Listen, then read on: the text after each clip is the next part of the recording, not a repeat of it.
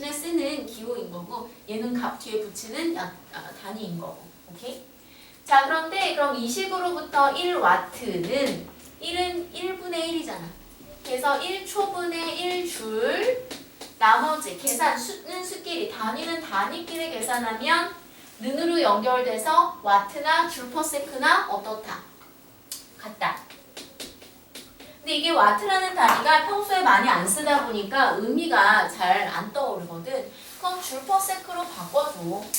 그럼 무슨 의미야? 1초당 1줄에 일을 하는 효율, 빠르기 이런 의미가 되는 거죠. 오케이? 자, 와트는 줄 퍼세크로 바꿔주면 1초당 1줄에 일을 하는 빠르기, 효율 이렇게 이해해주면 되겠어. 여기까지 가? 와트 C는 뭐예요?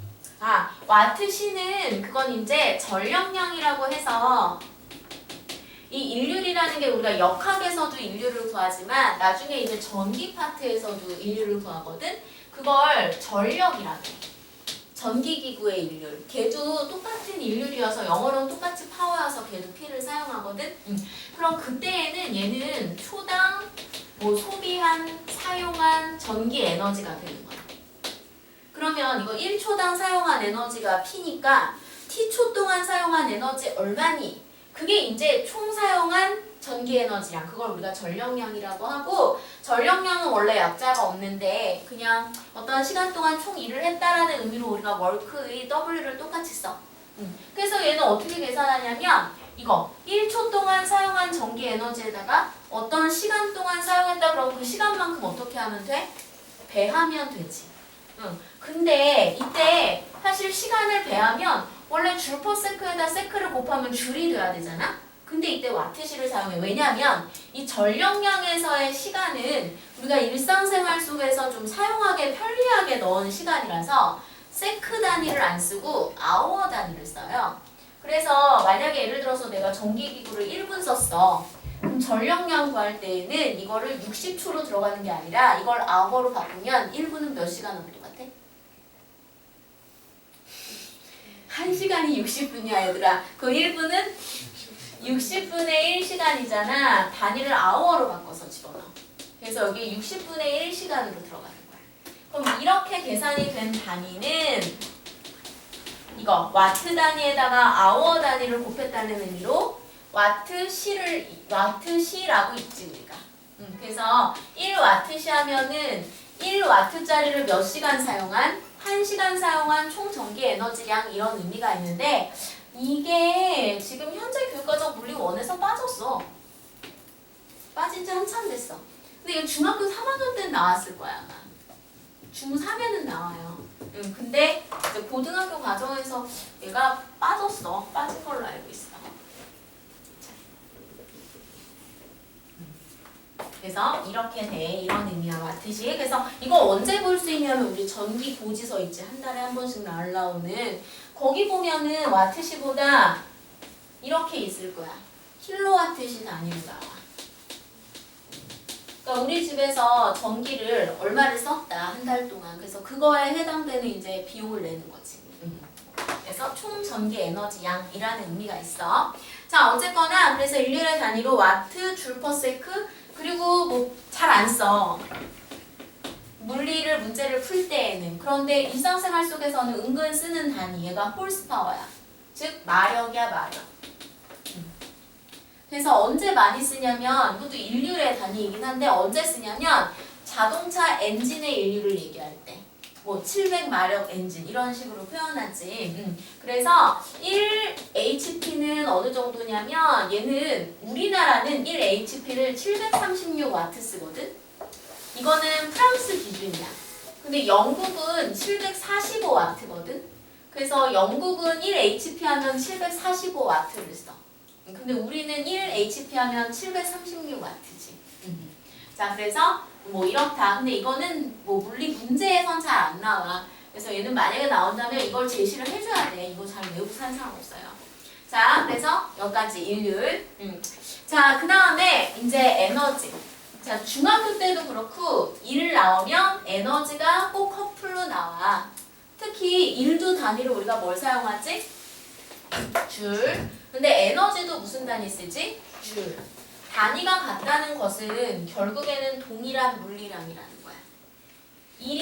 에너지가 될 수도 있고 에너지가 1이 될 수도 있거든. 자, 그러면 에너지라는 게 뭐냐? 보통 이제 초등학교에서는 에너지를 힘과 동일한 거다라고 가르치거든. 근데 사실 같지 않아. 근데 관계는 있긴 있어. 왜냐면 에너지의 정의는 일을 할 수 있는 능력이거든. 근데 이 일을 한다는 건 일이 힘과 거리의 곱이니까 힘 줘서 이동시킨다는 의미잖아. 그래서 힘을 줘서 이동시킬 수 있는 능력이 있다라는 얘기니까 뭐 일이 에너지가 있으면 힘을 줄 수 있긴 있지. 그래서 연관성은 있지만 똑같은 개념은 아니다. 자, 그래서 만약에 예를 들어서 내가 지금 일을 최대 만주를 할 수 있어. 그러면 나의 에너지 값은 그 일을 할 수 있는 능력치니까 내가 최대로 일할 수 있는 양 만줄이 되는 거야. 내가 최대 2만 줄의 일을 할 수 있다? 그럼 나의 에너지는 2만 줄이 되는 거지. 그래서 내가 에너지를 가지고 있으면 일을 할 수 있는 거야. 그래서 일과 에너지는 서로 전환되는 물리량이고 과학자들은 이렇게 얘기를 해. 에너지를 가지고 있다, 일을 할 수 있는 능력은 있지만 지금 당장 일을 하고 있는 건 아닐 수 있잖아. 근데 그 에너지가 있다는 것을 겉으로 드러난 것이 바로 일을 하는 거다라고 얘기해. 결국 같은 물리량이라는 거야. 자, 그래서 우리가 중학교 때도 이제 이 에너지를 봤었는데 바로 중력 위치 에너지와 운동 에너지 봤었어.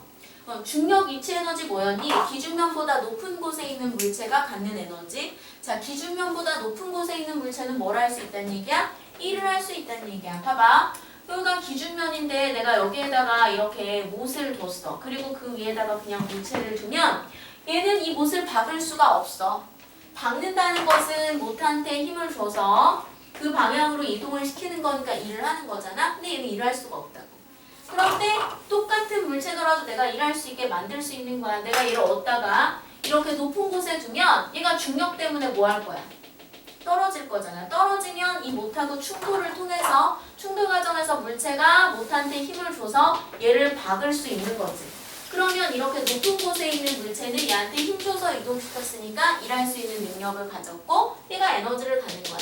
근데 특히 이 에너지가 기준면과 다른 높이에 있어서 생긴 에너지, 위치 때문에 생긴 에너지니까 우리가 위치 에너지라고 했던 거죠. 일이라는 건 이런 거야. 자, 그런데 그 에너지 중 일단 첫 번째 바로 운동 에너지. 자, 운동 에너지가 바로 영어로 키네틱 에너지 혹은 영국식으로 카이네틱 에너지. 그래서 K 첨자를 붙여. 에너지 종류가 많아. 그래서 이거 첨자 다 이렇게 익혀주는 게 좋아. 문제를 쉽게 풀려면. 자, 얘는 말 그대로 운동하는 물체가 갖는 에너지. 운동하는 물체는 일할 수 있는 능력이 있다는 거야. 그러니까 어떤 식이냐면 면에 지금 여기 나무 도막이 있는데 옆에 장난감 자동차가 정지해 있다고 생각해봐. 그럼 정지한 장난감 자동차는 얘를 뜬금없이 밀 수가 없어. 그럼 얘한테 이동시킬 수도 없으니까 얘는 일할 수 있는 능력이 없지. 그런데 똑같은 장난감 자동차인데 얘가 속력을 가지고 움직이고 있었어. 그 움직이다가 나무 도막하고 충돌하면 충돌 과정에서 얘가 얘한테 자연스럽게 뭘 주게 될 거고 힘을 줄 거고 그 힘의 방향으로 이동시킬 거니까 이렇게 속도를 갖고 운동하는 장난감 자동차는 똑같은 장난감 자동차더라도 일할 수 있는 능력이 있으니까 에너지를 갖는 거고 이 에너지가 바로 운동에서 갖는 에너지, 운동 에너지인 거죠. 자, 그러면 이 운동 에너지 어떤 값에 따라서 크기가 달라졌느냐 경험상 알아. 장난감 자동차하고 진짜 자동차하고 누가 일 많이 하니? 진짜 자동차. 왜? 질량이 크니까. 그래서 질량에 근데 정확히 비례. 질량이 10배 되면 얘를 밀 수 있는 거리가 10배 돼. 일할 수 있는 양이 10배 되는 거야. 근데 장난감 자동차도 뭐 잘하면 걔만큼 일을 할 수도 있어. 얘가 무지무지 속력이 빨라지냐. 자, 그래서 속력에도 관계하는데 속력에 더 큰 영향을 받아. 속력의 제곱에 비례. 속력 2배 되면 얘를 4배 밀 수 있다는 얘기야. 그리고 이들을 연결짓는 비례 상수가 얼마냐면 2분의 1. 자, 그래서 운동에너지 2분의 1 mv 제곱. 자, 사실 물리 문제에서 제일 안 잊어버리는 공식이 이거 2분의 1 mv 제곱하고 고탈 위치 에너지 mgh. 이거 두 개가 아마 제일 안 잊어버릴걸?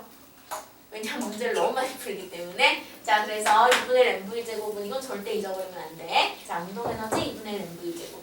그러니까 만약에 질량을 1kg 그리고 속도가 1m/s 가지고 있는 물체의 운동 에너지는 얼마니? 라고 하면 2분의 mv 제곱이니까 얘는 얼마? 2분의 1줄의 운동 에너지를 가지고 있을 거라는 얘기야. 맞아요?